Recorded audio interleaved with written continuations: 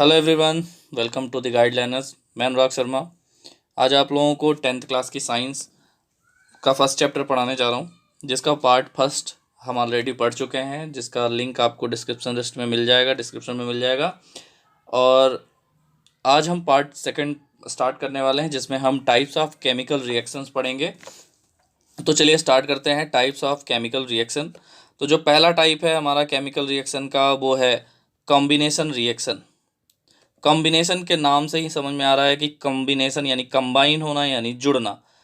तो combination reaction में जब कभी दो या दो से अधिक जो है रिएक्टेंट आपस में रिएक्ट करते हैं और उसके बाद जो तीसरा प्रोडक्ट बनता है, यानी कि जो प्रोडक्ट बनेगा वो प्रोडक्ट एक सिंगल फॉर्म में होगा, यानी दो या दो से अधिक रिएक्टेंट एक सिंगल प्रोडक्ट बनाते हैं, दैट इज कॉम्बिनेशन रिएक्शन। क्योंकि यहाँ पे दो जो है रिएक्टेंट आपस में कंबाइन हो जा रहे हैं। तो चलिए देखते हैं आपकी बुक में जो डेफिनेशन लिखी हुई है वो लिखी हुई है यहाँ पे, in which a single product is formed from two or more reactant is known as combination reaction. यानी कि जहाँ पे एक या एक से मतलब सिंगल प्रोडक्ट फॉर्म होता है, किसके द्वारा? दो या दो से अधिक रिएक्टेंट के द्वारा, that is that is combination reaction. That is combination reaction. चलिए एग्जाम्पल देख लेते हैं। जैसे यहाँ पे एग्जाम्पल है आपका क्विक लाइम का CaO प्लस H2O, यानी CaO यानी क्विक लाइम में जब हम पानी मिलाते हैं तो क्या बन जाता है? स्लैग्ड लाइम, यानी CaOH ट्वाइस प्लस हीट। पहला एग्जाम्पल हो सकता है बर्निंग ऑफ कोल। जब कोल बर्न होता है यानी कार्बन बर्न होता है ऑक्सीजन के प्रेजेंस में, तो वो क्या बनाता है? CO2 यानी कार्बन डाइऑक्साइड। ऐसे ही formation of water is also the example of combination reaction where hydrogen and oxygen mix together and make water.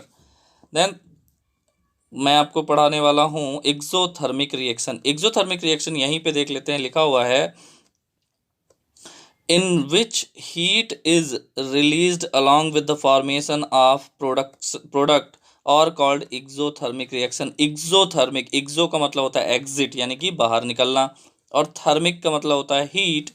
यानी कि देखिए यहाँ पे एक्सोथर्मिक का मतलब अच्छे से समझिए कि एक्सोथर्मिक क्या होता है। एक्सोथर्मिक मीन्स दैट एक्सो यानी एग्जिट यानी बाहर निकलना, थर्मल जो शब्द बना हुआ है वो है हीट से रिलेटेड, यानी जिस रिएक्शन में हीट बाहर निकलती है दैट इज एक्सोथर्मिक रिएक्शन। और ये किस पे होती है? ज़्यादातर कॉम्बिनेशन रिएक्शन में होती है। जैसे बर्निंग ऑफ नेचुरल गैस, यहाँ पे एक बहुत अच्छा एग्जांपल लिखा हुआ है। जब नेचुरल गैस बर्न होती है तो क्या हीट प्रोड्यूस होती है?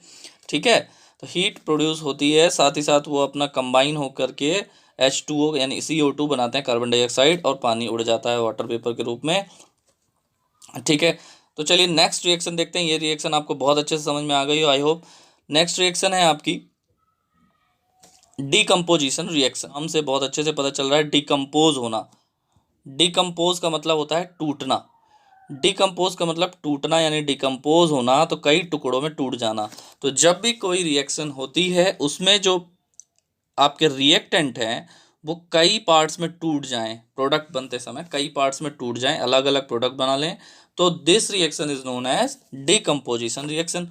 एक एग्जाम्पल के साथ हम इसको समझेंगे। यहाँ पे एग्जाम्पल आपके दिया हुआ है, आपके फेरस सल्फेट का बहुत अच्छा एग्जाम्पल लिखा हुआ है। यहाँ पे फेरस सल्फेट जो है 2FeSO4 जो है, जब हीट दी गई इसे तो ये टूटा और क्या बनाया? फेरस ऑक्साइड प्लस SO2 और SO3 दो गैसें रिलीज हो गई। तो यहाँ पे देखिए कि जो फेरस सल्फेट है एक रिएक्टेंट था, जो रिएक्शन के बाद जो प्रोडक्ट बने वो तीन प्रोडक्ट बन गए, तो इसीलिए इसको डीकम्पोजिशन रिएक्शन कहते हैं। जैसे डीकम्पोजिशन रिएक्शन का सबसे अच्छा एग्जांपल अगर आप देखें तो डाइजेशन ऑफ फूड। जब हम खाना इनहेल करते हैं, कुछ खाते हैं, तो वो कई सारे चीज़ों में टूट जाता है। जैसे हमने कुछ भी खाया तो वो ग्लूकोज के फॉर्म में टूटेगा, उसमें से अगर आयरन है, कैल्शियम है, विटामिन्स हैं, कुछ भी हैं, वो सारे न्यूट्रिएंट्स हमारे शरीर में मिक्स हो जाते हैं। इसीलिए इसको डीकम्पोजिशन रिएक्शन कहते हैं। Digestion of food is the best example of decomposition reaction.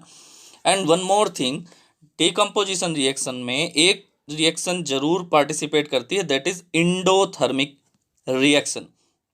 What is endothermic reaction? It is opposite of exothermic reaction. Like exothermic reaction में हीट जो है वो एग्जिट हो रही थी, बाहर निकल रही थी। यहाँ पे जो हीट एनर्जी है वो क्या होगी, एंड हो जाएगी, यानी एब्जॉर्ब कर ली जाएगी। रिएक्शन के दौरान जब भी कोई रिएक्शन होगी उसमें एंड यानी कि खात्मा हो जाएगा, एंड हो जाएगा किसका, हीट एनर्जी का। तो जहाँ भी हीट एनर्जी एब्जॉर्ब कर ली जाएगी, this reaction is known as endothermic reaction. और ये कहाँ पे होता है, डिकम्पोजिशन रिएक्शन के दौरान।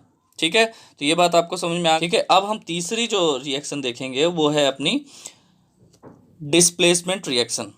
नेक्स्ट रिएक्शन है डिस्प्लेसमेंट रिएक्शन। डिस्प्लेस का मतलब क्या होता है, डिस्प्लेस मतलब एक स्थान से दूसरे स्थान पर चले जाना, डिस्प्लेस हो जाना, अपनी जगह का परिवर्तन कर लेना, दैट इज डिस्प्लेसमेंट रिएक्शन। इसको समझने के लिए मैं बहुत अच्छा एक आपको एग्जांपल देता हूं कि दो दोस्त हैं ए एंड बी।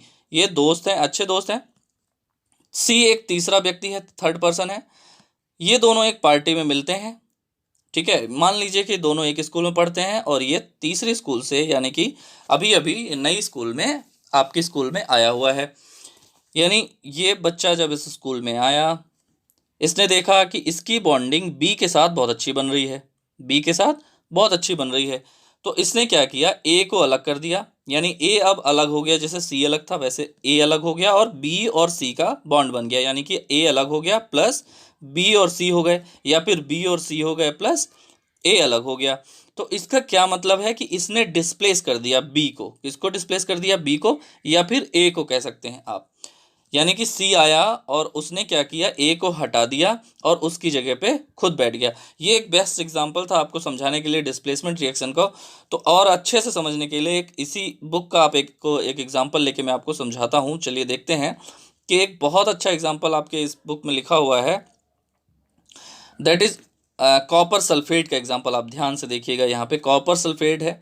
इसमें कॉपर सल्फेट में जब फेरस को जोड़ा गया यानी कि Fe जोड़ा गया, जब Fe कॉपर सल्फेट के साथ रिएक्ट किया तो रिएक्शन के आफ्टर रिएक्शन फेरस सल्फेट बना लिया, यानी कॉपर सल्फेट ने कॉपर को हटा करके आयरन को जोड़ लिया, यानी कि आयरन सल्फेट बना लिया और कॉपर अलग हुई। अच्छा, ये डिपेंड किस पे करता है, तो ये डिपेंड करता है कि कौन एलिमेंट कितना ज़्यादा रिएक्टिव है।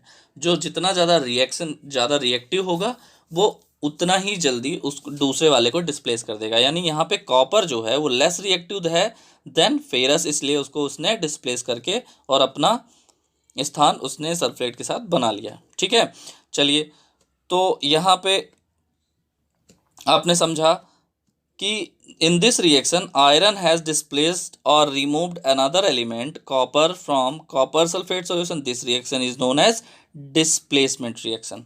अंडरस्टूड है? तो चलिए नेक्स्ट देख लेते हैं कि डिस्प्लेसमेंट रिएक्शन के बाद कौन सी रिएक्शन आती है। तो डिस्प्लेसमेंट रिएक्शन के बाद आती है double displacement reaction. Double displacement reaction में बहुत अच्छा एकदम डिस्प्लेसमेंट रिएक्शन जैसा ही है, क्योंकि इसमें डिस्प्लेसमेंट 2 बार होगा, डबल, इसीलिए इसको डबल डिस्प्लेसमेंट रिएक्शन कहते हैं। इसका बहुत अच्छा एग्जांपल उसी जैसा ले लेते हैं कि यहाँ पे मान लीजिए कि आपके पास ए और बी जो दो फ्रेंड थे, ठीक है, और बी और सॉरी सी और डी का ग्रुप था, यानी यहाँ पे सी और डी का ग्रुप था, यानी दो दोस्त थे, दो फ्रेंड थे। अब ये दोनों किसी पार्टी में मिले या कहीं भी मिले, अब ये दोनों का अच्छा दोस्ती थी। उसके बाद क्या हुआ कि ये देखे कि सी की जो बॉन्डिंग है वो बी से बहुत अच्छी बन रही है और डी की जो बॉन्डिंग है ए से बहुत अच्छी बन रही है फ्यूचर में। तो इन्होंने क्या किया कि अब ए ने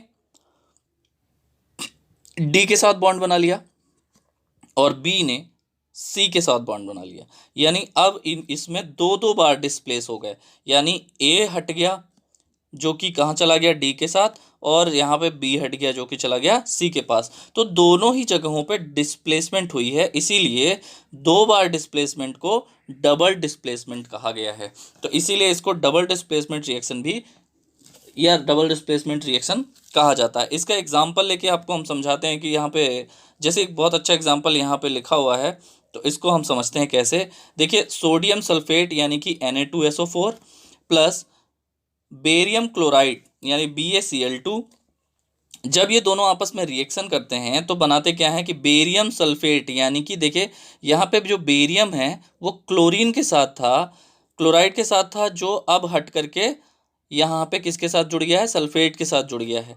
और वहीं पे जो Na था यानी सोडियम था, उसने अपने आप को कहाँ, क्लोरीन के साथ जोड़ लिया है। तो यहाँ पे डबल डिस्प्लेसमेंट हुआ है, Na कहाँ चला गया, यहाँ पे, सल्फेट कहाँ चला गया, यहाँ पे, और देखिए बेरियम कहाँ चला गया, यहाँ, और क्लोरीन यहाँ चला गया, यानी डबल डिस्प्लेसमेंट हो गया। इसीलिए इस रिएक्शन को क्या कहते हैं, डबल डिस्प्लेसमेंट रिएक्शन।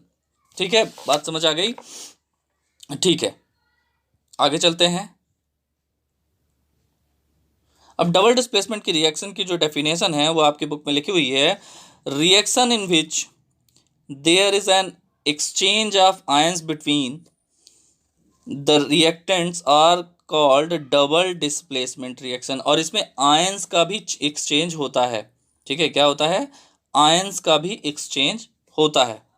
ठीक है, अब चलिए नेक्स्ट रिएक्शन देख लेते हैं। यहीं पे एक रिएक्शन के बारे में आपको बताना था, प्रेसिपिटेशन रिएक्शन।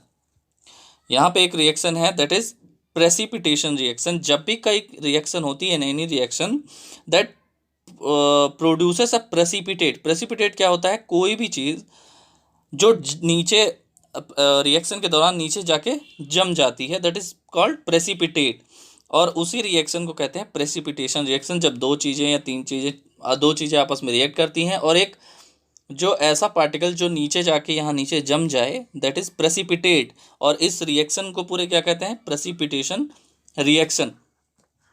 देखिए यहाँ पे लिखा हुआ है, you will observe that a white substance which is insoluble in water is formed. This insoluble substance formed is known as a precipitate। यानी कि जो soluble नहीं है वाटर में, नीचे जाके वो जम जाएगा।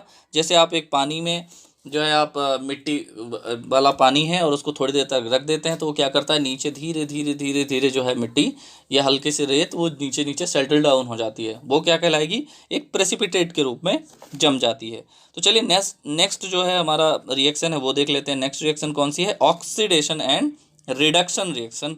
ऑक्सीडेशन रिडक्शन के लिए आपको जो है मैं आपको समझाता हूँ, ऑक्सीडेशन रिडक्शन क्या होता है। तो ऑक्सीडेशन का मतलब नाम से समझ आ रहा है कि जब कोई चीज़ ऑक्सीडाइज्ड हो जाए। ऑक्सीडाइज मतलब कि किसी भी रिएक्शन में ऑक्सीजन जो है जुड़ जाए, क्या हो जाए, कंबाइन हो जाए, जुड़ जाए, दैट इज ऑक्सीडेशन। और रिडक्शन मतलब ऑक्सीजन का रिमूव हो जाना, हट जाना।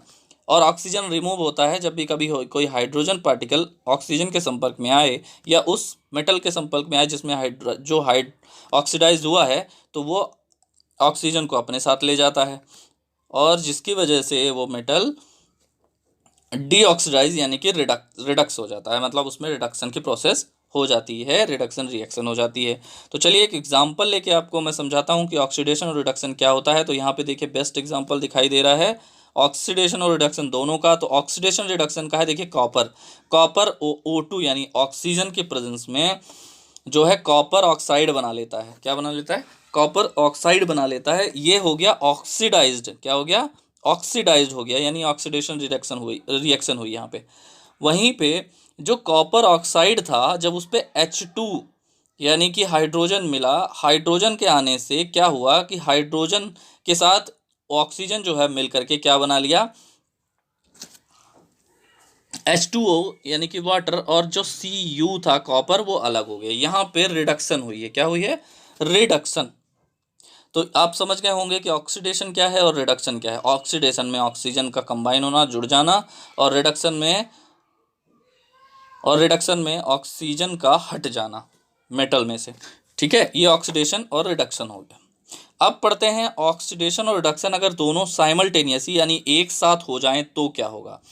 जब कभी दोनों रिएक्शन यानी ऑक्सीडेशन एंड रिडक्शन एक साथ हो जाती हैं तो उसे हम क्या कहते हैं, रिडॉक्स रिएक्शन। देखिए कैसे, यहाँ पे एक रिएक्शन है जिसमें CuO है जो ऑक्सीजन के साथ है, H2 है हाइड्रोजन। अब दोनों जब रिएक्शन करेंगे हीट के साथ तो अब Cu में से ऑक्सीजन निकल के बाहर चला गया, अब यह CO अकेला बचा। यहाँ हाइड्रोजन में ऑक्सीजन नहीं था, अब यहाँ पे इसको ऑक्सीजन मिल गया, तो ये हो गया ऑक्सीडाइज्ड और ये हो गया रिडक्शन। या तो इस वजह से दोनों ही जब रिएक्शन एक साथ साइमल्टेनियसली होती हैं that is known as redox reaction. ये कई बार एग्जाम में पूछा जाता है कि रेडॉक्स रिएक्शन क्या है, तो आपको बताना है कि जहां पे ऑक्सीडेशन और रिडक्शन रिएक्शन एक साथ होती है उसे हम क्या कहते हैं, रेडॉक्स रिएक्शन। तो आई होप कि ये पूरा वीडियो आपको बहुत अच्छे से समझ में आया होगा और आपके लिए काफ़ी हेल्पफुल हुआ होगा। तो फिर मिलते हैं नेक्स्ट वीडियो में, तब तक के लिए देखते रहिए the guideliners. Thank you so much.